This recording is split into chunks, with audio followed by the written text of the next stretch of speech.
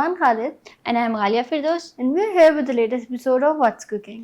अच्छा, ये हफ्ता भी बड़े मज़े का रहा। अगर ड्रामास की बात की जाए तो सबसे पहले जो हम जिस ड्रामे की बात करेंगे वो है ज़ंजीरें ड्रामा। और आपको पता है ईमान की इस पर कितनी ज़्यादा क्रिटिक आई थी कि वो रबिया और वो जो उसका सीन था सरबुलंद का, जिसमें वो प्रॉपर सर्जन बनी हुई थी। उन्होंने कहा था कि MBBS डिग्री लेने की तो ज़रूरत ही नहीं है क्योंकि इसी ने ही सारा काम जो है उसके इंस्ट्रक्शंस पे कर दिया।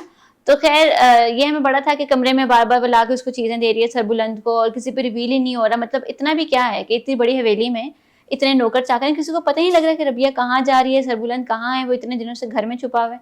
एट लास्ट जो है फाइनली शिरीन ने जो है वो देख लिया और सोहराब लाला समेत जो है आके उसने छापा मारा। अच्छा, एक और बड़े मजे की क्रिटिक इस पे आया है, वो ये कि मतलब बाकी हर दिनों में जब भी रबिया आती थी वो कुंडी लगा देती थी, ठीक है। क्या उस दिन डेलिबरेटली उसने वो कुंडी लगाना भूल गई कि आज सोहराब लाला और शिरीन आएंगे और वो उन पे छापा मारेंगे? मतलब वो कोई बहुत ही अजीब सी बात थी। वो इस बारे में आपका क्या कहना है ईमान, कि आपको ये चीज कैसी लगी? मुझे खुद भी बड़ा अजीब लगा कि एकदम से, वरना वो इतना ख्याल रखती है सच में। सोहराब लाला ने भी ऐसे कमरे में बाज़ किया है कि जी बस ये तो मतलब इस तरह थोड़ा अजीब मुझे लगा कि ये क्या मतलब इतना वो ख्याल रख रही है, इतनी चीजें कर रही है, तो फिर एकदम से ऐसे क्यों हुआ। बट स्टिल ये था कि अच्छी एपिसोड थी। शीरीन को थोड़ा पता चलेगा जब उन दोनों की शादी हो जाएगी, तो उन्होंने देखा होगा नेक्स्ट एपिसोड में वो थोड़ा बता रहे हैं कि भाई उससे हो रहा है। अच्छा, सब बड़ा कह रहे थे ना कि मतलब ये तो इन्होंने अपने ऊपर खुद अपने मतलब पांव पे कुल्हाड़ी मार दिया कि ये चीज करके, क्योंकि जिरगे ने जो है निकाह का फैसला कर लिया। तो वो बड़ा अच्छा था, और वो बड़ा इसको मजे से आगे सुना रहा होता है कि जिरगे ने फैसला कर लिया। शक्ल देखने वाली होती है जब वो फैसला सुनाते ना अपनी तरफ से, तो बड़ा भड़का रहा था, ये है वो है, तो वो उनके हक में एक तरह वो चाल उल्टी उसी को पड़ गई।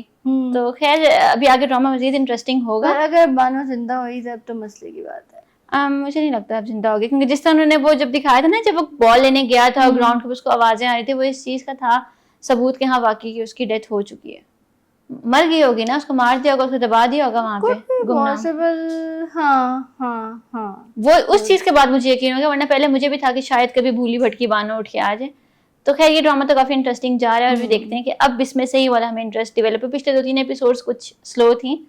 तो अगर हम नेक्स्ट ड्रामे की बात करें तो वो हमराही है, और हमराही ने तो बड़ा ही डिसअपॉइंट किया। भाई मैं तो कब से कह रही थी, मैंने कहा ये कुछ इसके एपिसोड्स खत्म होंगे तो हम टर्की के सीन्स देखेंगे, मगर वो टर्की वाला टच तो आ ही नहीं रहा। शायद तो हमें प्रोमो में इतना दिखाया गया था, और अब मतलब वो बहुत अजीब सा लग रहा है। तो बस ये लास्ट एपिसोड आने वाला है, अब तो इसके सेकंड लास्ट और लास्ट एपिसोड है। मतलब इसमें फिर टर्की वाले सीन्स कहाँ हैं? क्या एक एपिसोड में टर्की उन्होंने रिकॉर्ड की है?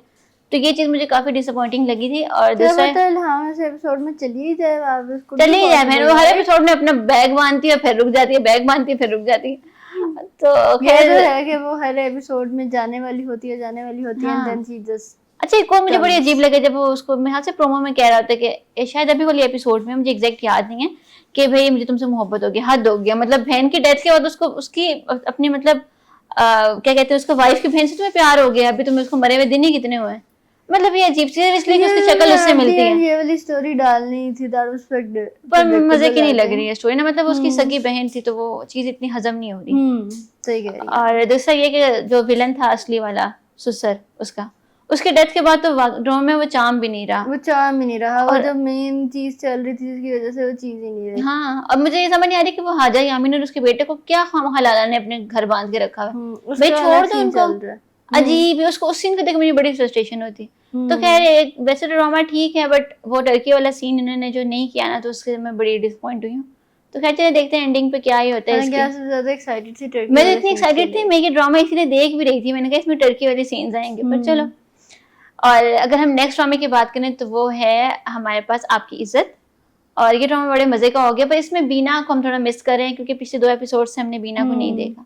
अब समझ नहीं आ रही वो किसी के साथ भाग गई है, या वो एस्केप चाह रही है, या वो उसको सबक देना चाह रही है, या वो कॉल बीना नहीं की थी। वो एहसन खान को तो रुलाया उसने, वो बहुत 14 तबक उसके रोशन कर दी। अच्छा, एक और बहुत सीन क्रिटिक्स में आ रहा है जिसमें वो पुलिस वाले उससे कहते हैं कि आप अपनी बीवी की तस्वीर दिखाएं ताकि हम उसको आइडेंटिफाई कर सकें।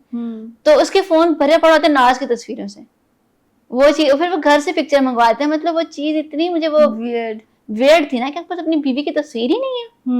मतलब हद हो गई इस चीज की।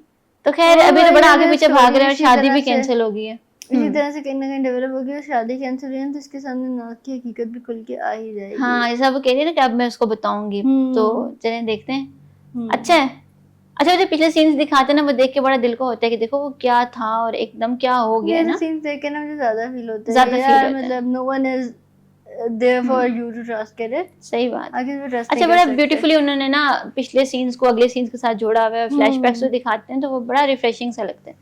तो यार देखते हैं कि अभी ड्रामा आगे कहाँ जाता है। अभी तो खैर इसकी स्टोरी अच्छी जा रही है, प्रोग्रेस हो रही है, बड़ा मजे का टॉपिक उन्होंने चूज किया जो हर दूसरे बंदे से रिलेट करता है हमारी सोसाइटी में। और अगर हम अगले ड्रामे की बात करें तो वो है हमारे पास ड्रामा कौन सा है? हाँ, अगर हम अगले ड्रामे की बात करें तो वो है हमारे पास है एक मोहब्बत और ये ड्रामा बड़े मजे का हो गया। ये वाली एपिसोड बहुत मजे की थी। फाइनली ऑडियंस ने भी सुख का सांस लिया कि खुशबख्त साहिबा ने भी आगे से उसको अच्छा रिस्पॉन्स देना शुरू किए। हाँ, और जिस तरह वो अलग टाइम स्पेंड करने जाते हैं और वो सारी चीज वो बड़े मजे की है। पर अभी नेक्स्ट एपिसोड में जो दिखा रहे हैं ना कि वो दोबारा से मिसअंडरस्टैंडिंग और वो सब, मतलब आप हमें अच्छे ड्रामे भी देखने देना। जरूरी तो नहीं है कि हर वक्त बीच में मिसअंडरस्टैंडिंग हो और लास्ट एपिसोड जाके अच्छी। वही बात है कि मिसअंडरस्टैंडिंग नहीं होंगी तो ड्रामा कैसे चलेगा। हाँ, ये भी, पर अच्छा भी तो चला सकते हैं ना बीच में हल्का फुल्का। ये तो इतना इंटेंस हो गया, वो सही उस पर चीख रही थी कि तुमने ऐसा किया था वैसा किया। तो खैर हारून बेचारे की तो सबर ही है। वैसे इतना सबर वाला बंदा मैंने हमारी सोसाइटी में नहीं देखा जितना वो है। हारून जैसे बंदे मुश्किल ढूंढना है, मैं ख्याल है मुश्किल क्या, नामुमकिन ही लगता है वैसे आजकल की सोसाइटी में। आपकी इज्जत वाले में जो बंदा, क्या नाम है उसका, एहसन खान। हाँ, एहसन खान। उस जैसे बंदे तो भरे पड़े हैं, पर हारून मलिक जैसे बंदे कम ही नजर आते। धार्मिक सोसाइटी राइट के मतलब कुछ बुरे हैं कुछ अच्छे हैं, तो ये डिपिक्शन है ना हमारी सोसाइटी की, ये तो चल रहा है यहाँ पे। क्या ये देखते हैं कि आगे ड्रामा कहाँ जाता है, किस तरह की मिसअंडरस्टैंडिंग्स क्रिएट करते हैं और आगे जाके क्या होता है। खैर मतलब मगर जो बाप बेटी का बॉन्ड दिखाया गया ना उसमें वो बहुत क्यूट है। हाँ, वो ऑडियंस को बड़ा, मतलब बच्ची जो है ना उसको बस स्पेसिफिकली कुछ कह नहीं रहे, वो जो कर रही है जैसे कर रही है बस उसके साथ हारून वो कर रहे हैं। और वो सीन बड़े मजे का था जब वो उसको वेलकम करता है ना तो उसकी बेटी उसको मोहतरमा बोलती है। वो सीन बहुत क्यूट था। अच्छा, अगर हम अपने लास्ट ड्रामा की बात करें तो वो है एक मोहब्बत और इसमें शिरीन साहिबा जो है ना उसको देख के बड़ा मजा आता है कि अच्छा, अब मुझे ना जो मेन लीड कैरेक्टर है ना उनसे ज्यादा मुझे फहाम और सब कहते हैं कि उसके कैरेक्टर ज्यादा, मतलब उसका रोल देखने में मजा आता है। सिर्फ फहाम के बेट्रेयल के लिए बस इंतजार में कब वो शिरीन को वो करेगा वो बहुत ही नार्सिसिस्ट टाइप का है जो अभी वो अक्लमंद बने ना शिरीन उसको समझ नहीं आ रही। और बाकी मुझे थोड़ा थोड़ा हीरो पे गुस्सा आता है ये फरहान सईद पे कि यार तुम अभी तक उसको क्यों नहीं बता रहे, वो इतनी फेयर है तुम्हारे साथ। तो तुम अपना देखें, जब एंड पे उसको पता लगेगा तो वो सबसे पहले अपने शोहर पे ही उसको होगा कि भाई इस बंदे में ट्रस्ट करती थी और इसने नहीं बताया। तो खैर ये वाली मिसअंडरस्टैंडिंग मैंने अभी क्रिएट करनी है क्योंकि अभी इतने एपिसोड से इन दोनों मियां बीवी का अच्छा ही चल रहा है तो उन्होंने बीच में कुछ तो ट्विस्ट लाना है।